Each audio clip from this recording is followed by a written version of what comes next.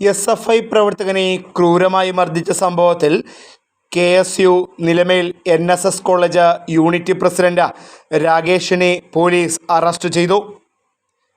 SFI പ്രവർത്തകനെ കല്ലുകൊണ്ട് തലയ്ക്കടിച്ച് ഗുരുതരമായി പരിക്കേൽപ്പിക്കുകയും ഇടിവള കൊണ്ട് മൂക്കിൻ്റെ പാലം ഇടിച്ചുപൊട്ടിക്കുകയും ചെയ്ത സംഭവത്തിലാണ് രാകേഷിനെ ചടയമംഗലം പോലീസ് അറസ്റ്റ് ചെയ്തത്.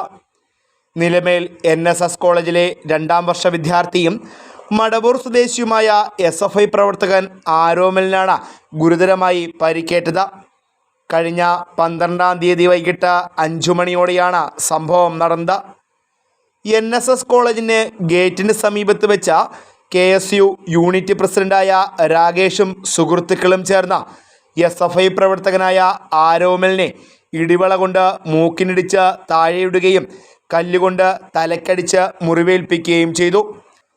കോളേജിലെ KSU പ്രവർത്തകരായിട്ടുള്ള പലരെയും SFIയിലേക്ക് ചേർക്കുന്നതുമായി ബന്ധപ്പെട്ടുണ്ടായ വൈരാഗ്യവും ഓണാഘോഷത്തിൻ്റെ ഭാഗമായി കോളേജിലെ സീനിയർ വിദ്യാർത്ഥികൾ പണപ്പിരിവ് നടത്തുന്നത് നൽകരുതെന്ന് ആവശ്യപ്പെട്ടുകൊണ്ട് രാകേഷ് വാട്സപ്പ് ഗ്രൂപ്പുകളിൽ മെസ്സേജ് ഇട്ടത് ആരോമൽ ചോദ്യം ചെയ്തിട്ടുള്ള വൈരാഗ്യമാണ് മർദ്ദനത്തിനിടയാക്കിയതെന്ന് പോലീസ് പറയുന്നു.